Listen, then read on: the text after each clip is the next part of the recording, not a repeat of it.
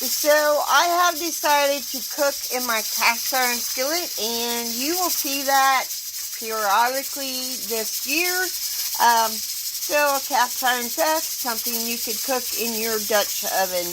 And I would imagine this would be good hot over stove. So the first thing we're going to do is we're going to add, of course, put heat underneath our cast iron skillet. You could cook, you don't have to have cast iron, just so you know. It's hard to compete over that Venison over there.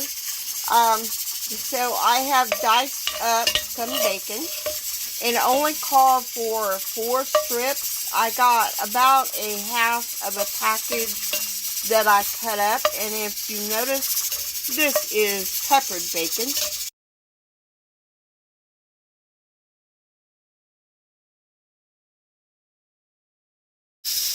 We want to fry this up until it gets crisp.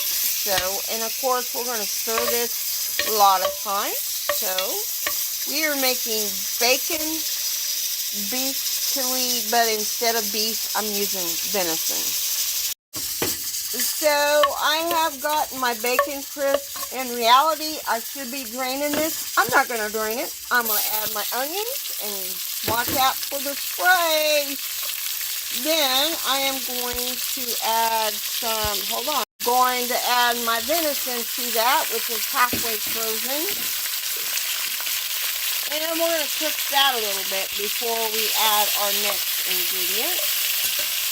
So I did salt this, and we're going to stir this quite frequently until our venison or beef, if you're using beef, is brown.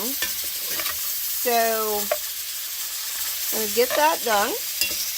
So now that our meat is brown, we're going to add, it's supposed to add 2 cans of tomatoes.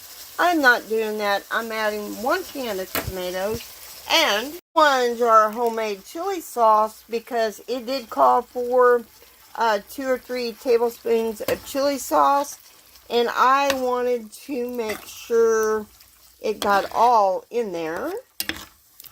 So we're going to add now, it did call for some beef gravy.